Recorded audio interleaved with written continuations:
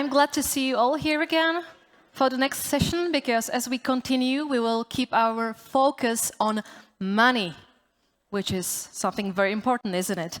Investors will explore the future of the angel and venture capital scene in a panel discussion hosted by Miloš Sochor, who is coming on stage, managing partner at Ysoft Ventures. A big applause for Miloš Sochor.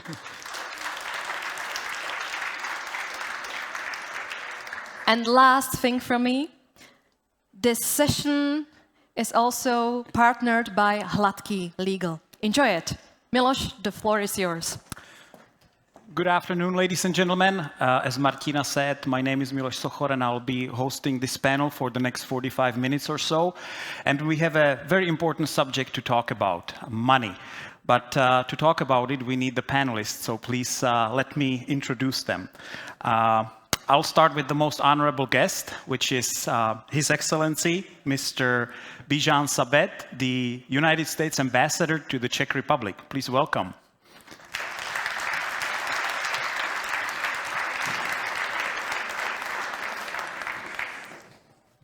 Maybe start with the first one. Yep. Then I would like to welcome Eva Arh, partner at 3VC Venture Fund based in Vienna. Welcome.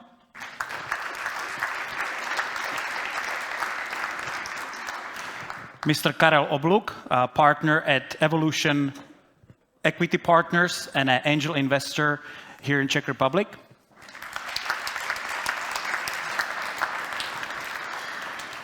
And Mr. Jan Staněk, founding partner of Purple Ventures based here in Brno. Welcome.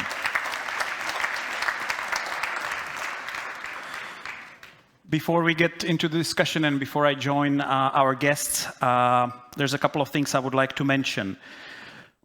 First of all, thank you to JIC for organizing this great event. It's a huge honor for me to be here. I was at JIC at a certain period of my life, and Velvet Innovation is a celebration of success. Looking at the people here in the audience and the heavy-duty panel that we have here, what a success it has been here in South Moravia. Marissa Mayer, the former CEO of Yahoo, is believed that she was the one who said that, never be the smartest person in the room. And taking as the audience, all the success here and the panel here, I'm definitely in the right room today. So again, welcome, and we will jump into our discussion. We live in very challenging times. I'm going to sit down so you don't have to look up. We are post-pandemic. We have wars going on in the world. Almost every company that I talk to can identify at least one and maybe more problems that they have in their company that were affected by what's happening in the world. So certainly all these things are affecting the venture capital scene, the investing, the startups. I would like you to, with the first question, maybe elaborate as much as you can on how you perceive these times in connection to startup investing in general, money, whatever you feel like talking about, so we understand how you perceive the time that we are going through right now. Jan, you just looked at me like you want to start. So for venture capital, I believe it's a unique timing to invest into this asset class for those who would be, high net worth individuals, and they think in terms of like long-term portfolio, because there's unique opportunity year on year. The capital in the venture capital has dropped 70 to 90%. So it's super hard for the startups to fundraise. Therefore, the valuations are going down. It's very rational, the discussions. Suddenly the topic of, getting to break even within 2-3 years is on the theme. So it's a very unique opportunity. And at the same time, this country is struggling economically. And it can, we need to get out of the trap of middle-income country, where we are right now, and it's impossible without innovation. And large political, bureaucratic, trade unionized organizations are not able to be flexible in innovating, and they need to buy the innovation. So we need to invest into technology innovations in startups. Just before Karel starts, it's important to mention you have most of the investments here in the Czech Republic, but also venturing into other countries. Mr. Obluk is very active in the United States, UK, and partially in the European Union. Mr. Ambassador, in his previous life, was very active in the United States. And then Eva, Vienna region, venturing here to Czech Republic, but also the DACH region previously, just so we understand what experiences they're talking from when they discuss investments. Maybe I can just continue and elaborate what you said. I mean, what we see as a fund, of course, it's much harder to fundraise for funds as well. So we have just established our second fund, and the fundraising took a bit longer because in the process, also our pipeline was contracting. Some LPs were saying, oh, we can invest just 10 million instead of 5 or 1 instead of 3 because they also struggle with liquidity. And on the other hand, across the portfolio in general, I think startups, they struggle just to grow revenue right now because every company is trying to save. So I think acquiring new revenue is hard. So companies try to actually focus on expanding the revenue from the current base. And that, of course, also makes them harder to fundraise. But I think as an opportunity for the region, right here, the founders, they are used to be scrappy. They are used to be underfunded. So I think this is time where also the region can emerge because we know how to build companies maybe with less resources compared to more Western Europe or the US. So it's an opportunity to build, to invest, but it's definitely also a bad time to sell. So my position is that every challenge actually brings opportunity as well. So our fund is US-based, US, Europe. We invest in North America, in Europe and in Israel. And we invest primarily in cybersecurity and artificial intelligence.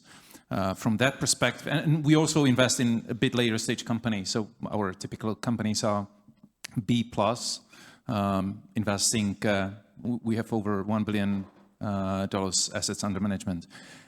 Cybersecurity, artificial intelligence, at these challenging times, very attractive segment. So it also depends on the segment you invest into.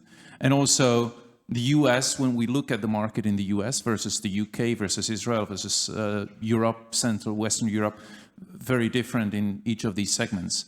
And the challenging times that we're experiencing in terms of geopolitical scene, but I mean economical downturn as well, also bring opportunities. So we see lots of opportunities for investments at better valuations. I mean that those have adjusted a little bit or were corrected since 2020, especially in Israel.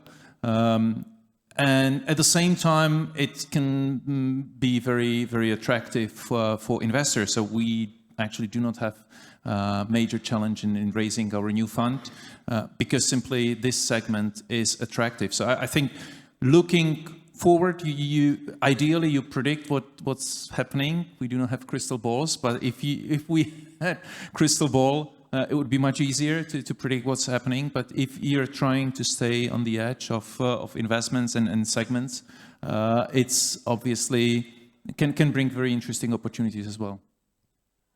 Great. Well, this is the first time I'm speaking on an investor panel with a necktie, so this is a new experience for me. But I have to say, this is my observing where we are in this marketplace. This is the third downturn that I've kind of bared witness to in the tech sector. You know, when I started my career in the early 90s and seeing the first, bubble pop, and then the 2008, 2009 crisis and this one. And, we came off of a period in this cycle with, massive exuberance in heading into the pandemic. And then we saw the reaction. But I think the reason why I remain optimistic, especially compared to the other two cycles, is the innovation happening right now.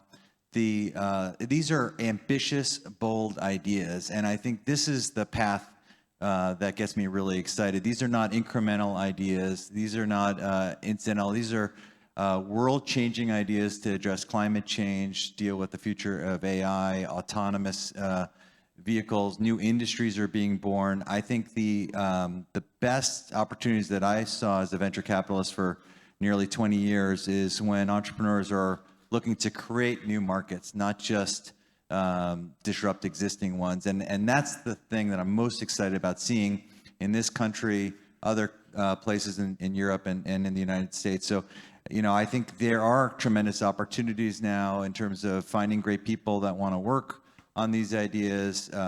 The world needs help. So I think the challenges are fairly self-evident. Now it's up to entrepreneurs and investors in this ecosystem to deliver.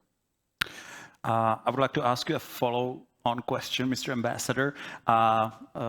I tried fundraising in the United States in 2014.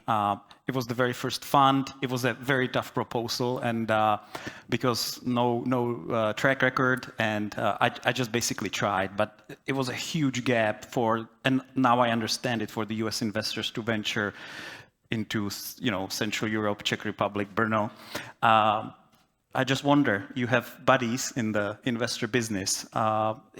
Is on your agenda to maybe bring the Czech startup scene or a possibility of investments to the United States investors, that they would be more interested in investments here?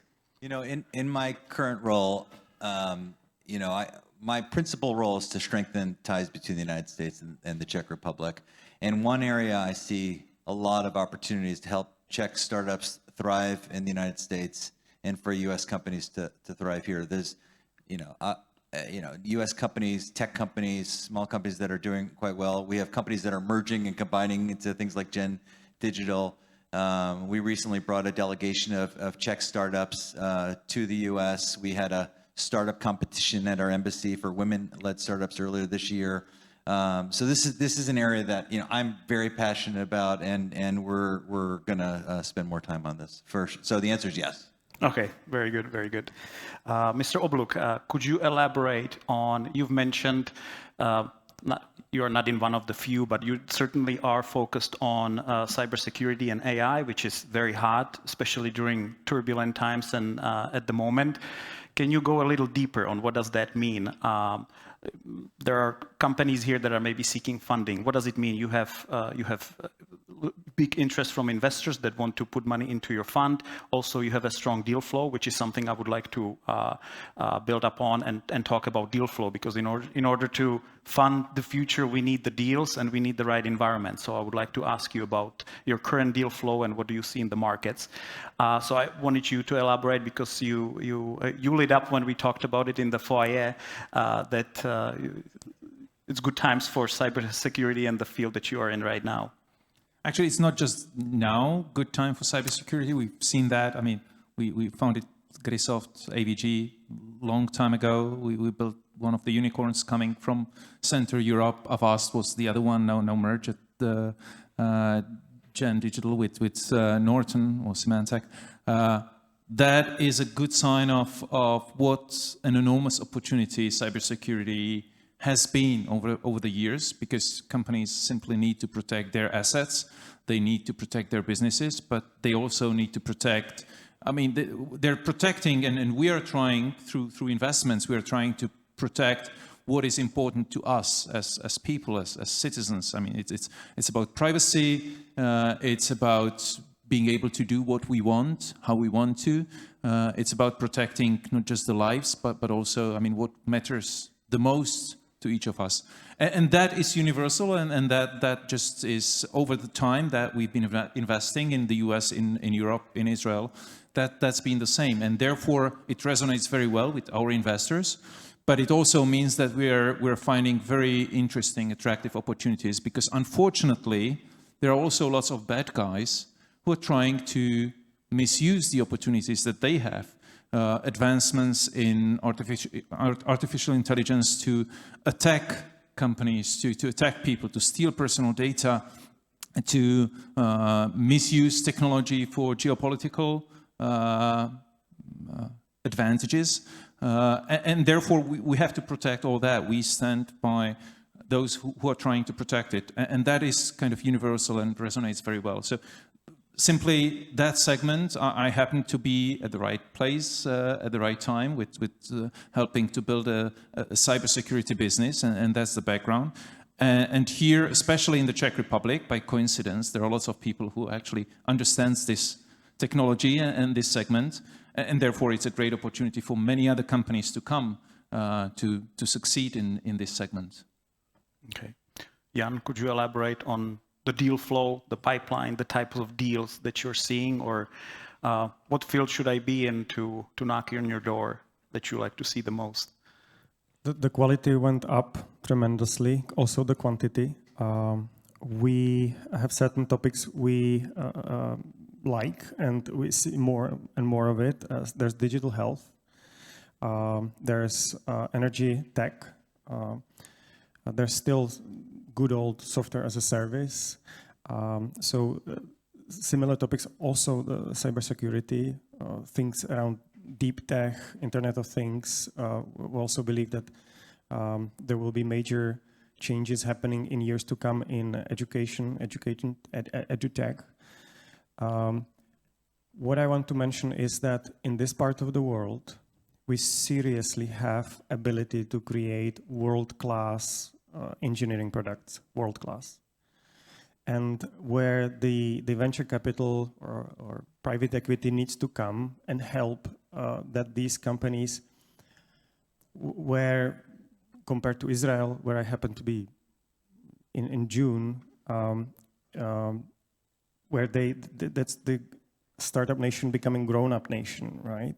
Because they also learned the art of doing sales and marketing and scaling up the companies, getting the 20 people company to 200 people company in 5 countries, and then get it to 2,000 people in 25 countries, right? That's the skill where we're not world class yet, and we need the good examples. Like AVG was an excellent example, right? And we need those Skypes and UiPaths and create those in a positive sense, right? Then you could talk about in Estonia about this Skype mafia, because those people reinvest the money into the ecosystem. That's what we need.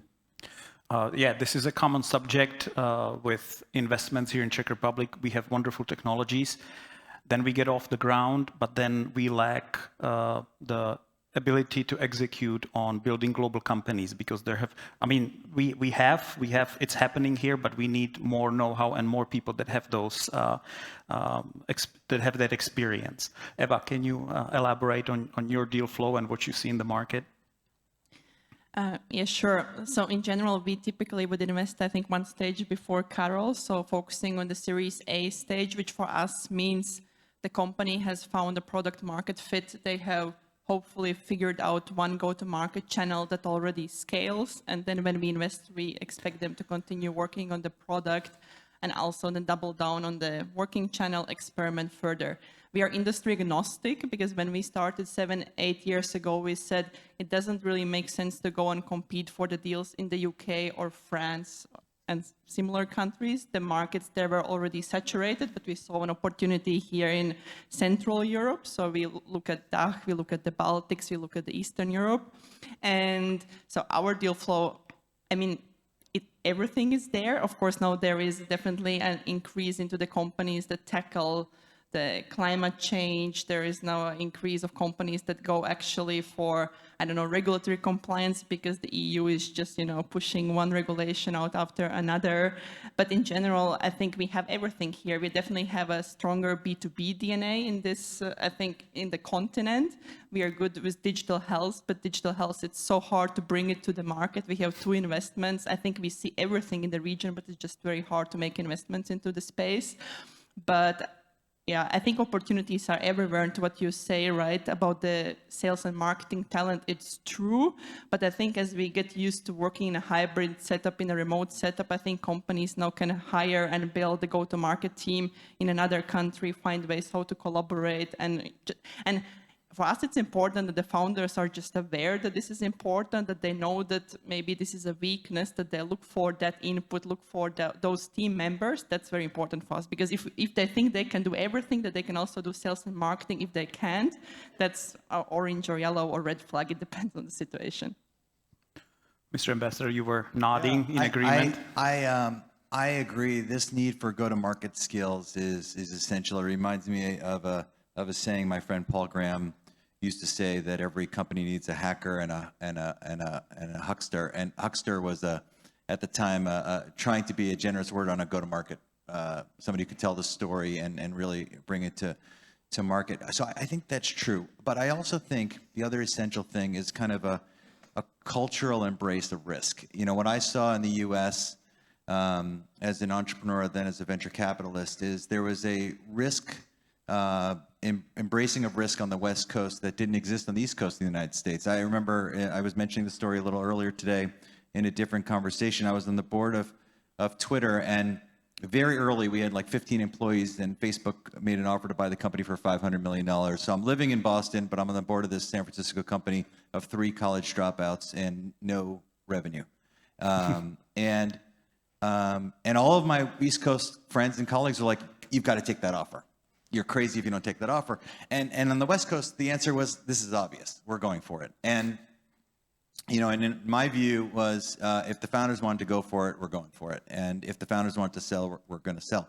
And so after a lot of discussion, you know, clearly we went for it. And but I think the idea of go to market, not go to market in this case, it wasn't the issue. It was really about whether there was a, you know, either audacity or kind of this embrace of risk that I think is the deterministic quality of certain areas becoming an ecosystem where the kind of the virtuous cycle happens. Like you would never imagine 10 years ago that Miami would be a center for technical startups. Never.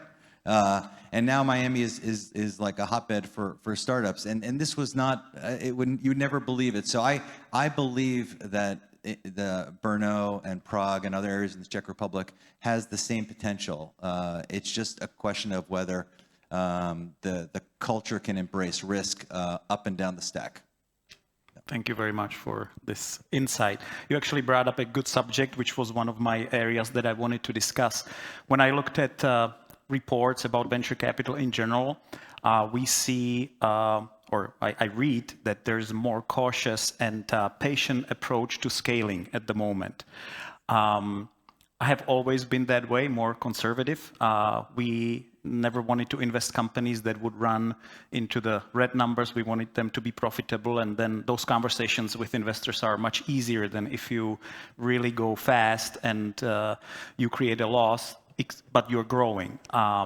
So I will take it from Jan here. What's your approach to this when you invest? Growth at all costs or patient approach to scaling? And by nature, obviously, the Central European companies are going to scale a little slower than, a lot more slower than the United States one that we are used to. But yeah, please, your take on that. So we invest in very early stage on those pre-seed and seed stages, so before 3VC and way before Evolution Equity. And so there's simple definition of a startup. It has to be innovative in international context and global context, and it has to have a potential to scale exponentially, right? So the we basically look for a cautious, fast growth. I don't know if I. So we would be a little bit of everything. We would be less conservative. Mm-hmm. If I may, I think this just illustrates what Mr. Ambassador said earlier. That's the risk appetite that is very different in Europe versus the US. I mean, when we invested in OpenDNS a long time ago, before it was acquired by Cisco, they were not profitable. I mean, they were growing very fast, massively growing. And me as a board member, I asked them, that was before we invested actually, I asked them, so when do you intend to become profitable? And the founder was like, why would I? I'm growing now. I mean, that's what the investors want. I want to become one of the biggest companies in the segment in the world. And they got acquired by Cisco eventually without being profitable because he said, I could become profitable like this if I all of a sudden, if I cut all expenses on sales and marketing, I could become profitable. But now is the time for me to grow fast. So it depends, obviously. There are times where we advise our portfolio companies to be very cautious with their cash burn and challenging times ahead. So then you have to plan more cautiously. But at the same time, you still should have ambitions to grow fast. And that's what is different, what we are seeing with companies from Israel, for example. When they understand the market is very small, they have to immediately go abroad to the US, become global. Whereas here in Europe, and we see that, for example, in Germany very often, they consider the German market, the German companies consider the German market big enough, so they grow with patience, slowly. And by the time they grow enough, it might be too late because some other company, could be Israeli company that ended up in the US with sufficient funding, has already dominated the market and they are doomed. So that's what founders here in Europe maybe do not have, that the founders in the US have, the appetite for risk. Sometimes you just have to have this risk for appetite.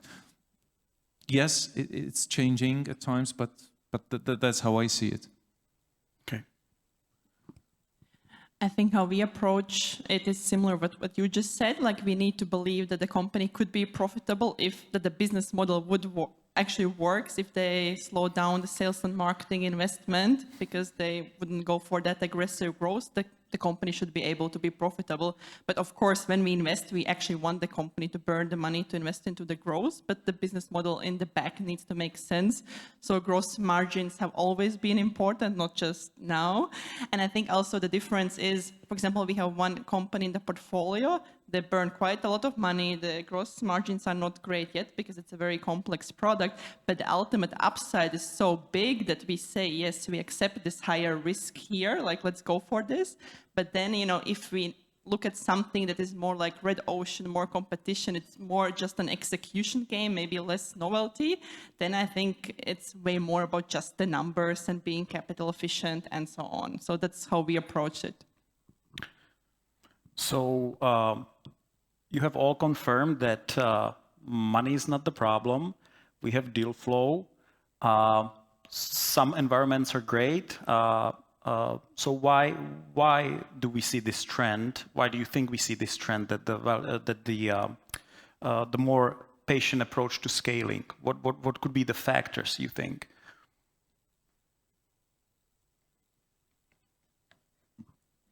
Because everything we said would suggest that we are going full ahead, but I should elaborate on this. We saw a huge surge in investments in 2021.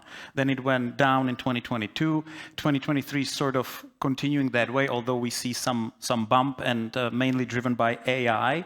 But I'm just talking what I see in reports, and I'm trying to get to the core of it, basically. Yeah, I think the reality is just the market at the moment is tough. It's what I mentioned before. It's harder to sell your products, your software. It's harder to build revenue. And I often now see seed stage companies that raised their seed round at a quite high valuation 2 years ago. They haven't managed to grow into the Series A traction. And I have to make sure that at the valuation we would invest in, it still works out for a fund, and we cannot calculate now with 15 or 20x exit multiples on revenue. So the valuation needs to make sense. And then often there is still this gap, kind of what the founders would expect. I think that adjustment to the reality is taking some time on the founder's side. And yeah, just companies, I think they need their time to actually grow into the next stage, and investors have become more selective. A lot of investors have great returns on the paper, but their investors now ask actually also for liquidity, and this is a tough time to sell. So they know it will take some time to raise maybe the next fund. So I think just the market is tough to sell, and that's why also the companies struggle and investors are more selective. Mr. Obluk, you have mentioned before, or did you want to? The only thing I would just add, I think these are all great points, is I think there was just a substantial amount of trauma in the tech sector. Between you had this massive exuberance in 2020. You had we have had a war. We have had high interest rates. And then we've had energy. I mean, there's just been a substantial trauma, and then as a result, multiples come down in the public market, acquisitions dropped, everything. Now suddenly you had First Republic failing, Silicon Valley Bank failing. The trauma was substantial. So I think a lot of investors are human, and suddenly it was kind of this situation where, hey, all of my companies are going to need capital just from me. I'm the only one. Everyone else around the table is not going to be there for them, and it's a time to recalibrate. But I do think going forward that trauma is starting to fade with things like AI and others. That I think investors are getting their mojo back. Yeah. Mm-hmm. Mr. Obluk, you have mentioned when we talked before that you see some down rounds, some good opportunities from previous investments that maybe had high valuations, but you also mentioned some problems with cap tables when these companies show up during the down rounds. Not problems, but challenges maybe to structure some of the deals, even though when the company could be good. I thought it was a good subject. Yep. So we're not seeing that many down rounds. Again, it's sector specific. In some sectors, there are down rounds. And yeah, I mean, Silicon Valley Bank or Tiger, I mean, there was lots of money poured into some businesses that simply, where there was not business rational, that there was FOMO effect. Some investors were pouring in lots of money, and therefore now there are down rounds. It's in various sectors. Some sectors are not affected by that as much, but sometimes yes, there are challenging discussions with the founders and with existing investors about the down round. Who gets diluted? You want to keep the founders motivated, and you do not want to end up in a situation when the founder has 10% of the company, because how do you keep them motivated, obviously? So these are the challenging discussions that you have to resolve. We're seeing the cap tables, broken cap tables or challenging cap tables. We saw them before this, when we're investing in B round and the founders have 25%, it's really difficult to keep them motivated. And that's when you have to come back to existing investors, and you have to have a very serious discussion about down round and how to restructure the cap table so that the founders are still motivated. And yes, you invested at valuation 50 million, and now the valuation probably more reasonable is 20 or 25. So yes, that happens. And that is something also at early stage investment to bear in mind that the cap table should still be such that the founders, or not just founders, the people who actually do the business, who run the business, stay motivated, because it's difficult to keep them motivated when they own 2% of the business, and they've spent last 3 years building it 24/7. Yeah. Did you want to add anything? No. Okay, so we are coming close to the last 10 minutes of the panel, and I believe I forgot to mention in the beginning that the audience can also ask questions through Slido to our panelists. So we will open that up for questions. So now the most important question of the panel, the $1 million question or the $1 billion question: what is the future of funding? In Czech Republic, there are going to be, at least that I know of, at least 4 or 5 new funds opening next year. One of the global trends is that more and more venture capital companies are entering the space. So how do you view competition in venture capital, in investments? What do you advise to the companies how to navigate through the competition? Because from my experience, it usually drives the valuations up again when there's too many investors fighting over a deal, which is good for the company. So maybe good times ahead. So anything on the future of funding, so we fulfill the idea of this panel. I think I can just confirm what you are saying. Yes, there is enough funding out there. I think whoever builds a company that has a meaningful product, solves a problem, and actually, is smart and ambitious and hardworking, I think there is money to do that. So go for it. And yes, there is competition on the VC side. Like, it's so important for, like, a colleague of mine who joined VC, not being in VC before, she told me, Eva, I didn't know that VC is a sales job. And it's to an extent for sure true. We need to build a relationship. We need to be helpful already before we invest so that we are at the table when the founders decide who they want to partner up with, if you have the ambition to actually partner up with the most exciting companies. So there is a lot of money. So it's a great time actually to build businesses. And I think the other changes that at least what we see in Austria as well, I think in other countries, there is now the new angel money, not anymore just the kind of old industrial money, but there are now operators, founders that exited, got some liquidity. They want to go back to the community. And I think that's great money to also use and leverage. I think the future is bright. The more, the better. The Central and Eastern Europe basically gets 10 times less money being invested into venture capital. So there's a lot of space to growth. And we're super happy that this is extremely cooperative industry. Everyone likes to talk with everyone. We like to speak with founders, obviously, to get the right people in our portfolio. We love to speak with angel investors. We love that there's like innovation centers, just like JOIC.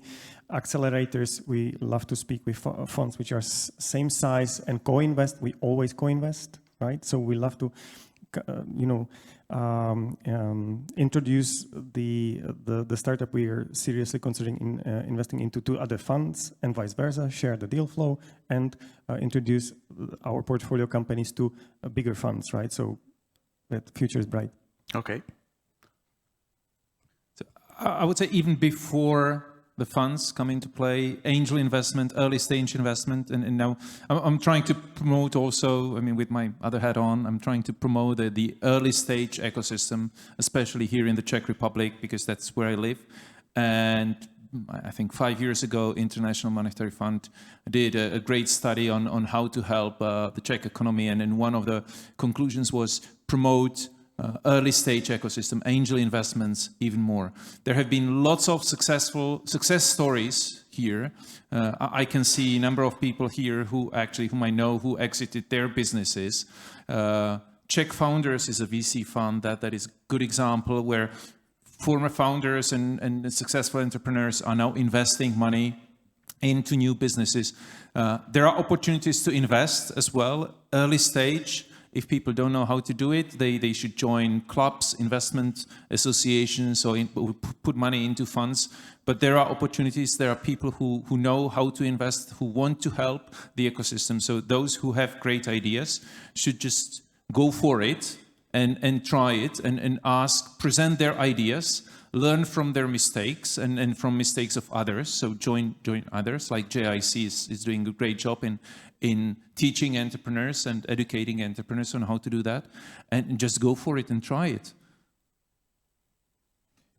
The other thing I would offer, I know there's a lot of questions here, but this correction or downturn, whatever you want to call it, is also excellent data as a founder when you raise money now to see how these VCs behaved during this downturn. It's really a test. Everybody is a great partner when times are great, but this was the perfect test on how VCs conducted themselves in the last few years. And so talk to other CEOs, ask your prospective investor for references of companies that didn't work. And not every company is going to work, but how they handled that stress is going to be really important. So nobody's afraid of competition. That's good. So many questions, and I'll have to choose a couple of them because we don't have much time. But here's one topic that's very interesting. What does Czechia or Czech Republic need to do to keep the startup business in the country? Now, in our fund, we are maybe approaching some first exits, and from one point of view, that's a good day for the founders, for the teams. Some people view it very strongly that now the company is going to be in the hands of, United States, German company. It's leaving.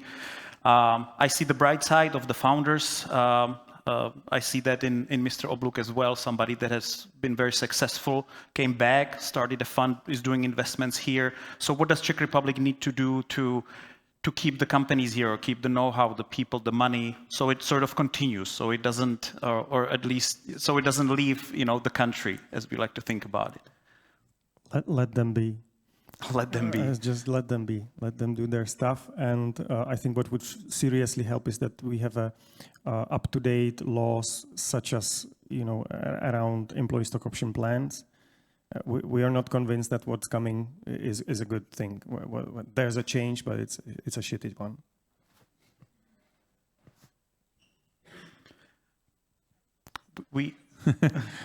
I mean, from my perspective, keeping the environment attractive enough for companies from business perspective. So yes, there can be lots of things like ESOP and others to help businesses, but at the same time, Czech Republic is such a small market. So how do we keep our country attractive enough for investors who might invest into Czech businesses so that they keep the business actually here?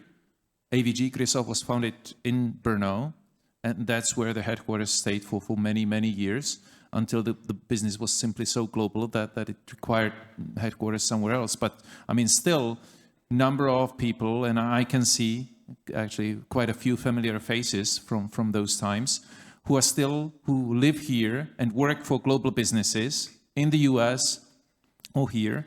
And it's not necessary to keep the whole business forever in the Czech Republic. Why? I mean, it's important to make the environment attractive enough. Now the employees are paying taxes here, the business is paying taxes here, and the market at the same time is so small that you have to, if you want to succeed, you have to become global. So you have to expand anyway.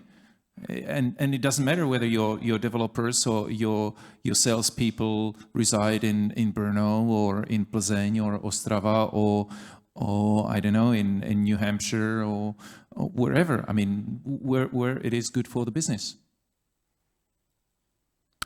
We haven't touched on artificial intelligence that much, and there were a couple of questions.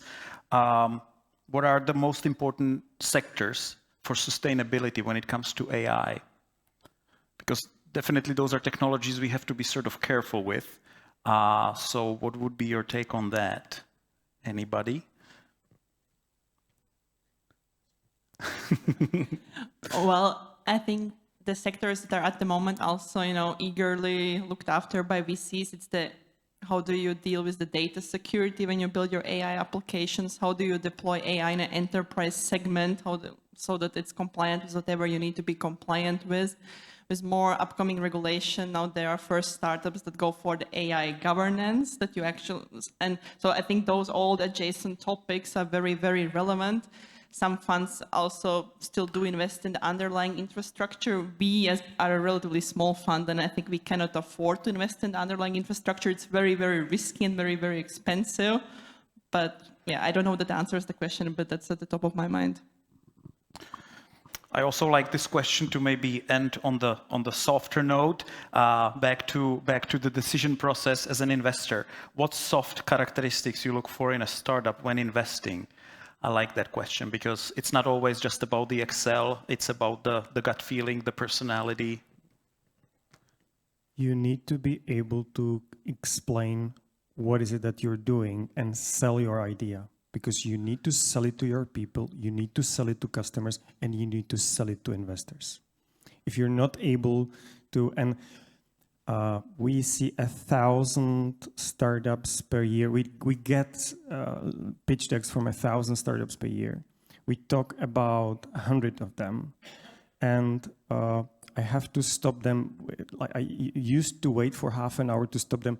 Could you please tell me, as if you were explaining it to a 7-year-old or your grandpa, what the hell are you doing? And now I'm stopping them after 5 minutes. It's just, you need to be able to concisely say, what is it that you're trying to do? So you need to be able to sell, and you're great engineers, you need to sell your idea. Here in Czech Republic, we don't sell the newspaper and lemonade in the driveway, so we're not as good at it. I think this is a great question and deserves a lot of attention. So I don't know if 14 seconds is quick enough, but it's really about the team. And if the team doesn't have a compelling, diverse group of people, then it's a signal. It's a real signal of who they're hiring, who the founders are. And so these issues, some would call them soft. I would say they're essential. Yeah. I apologize to the audience that we weren't able to touch on all the questions that you had. Our time is up. I would like to thank the guests. This has been amazing. I would be able to talk to you for a week and get the information out of you. It would be great, but we simply have to move on. Martina is already looking at me. So thank you very much.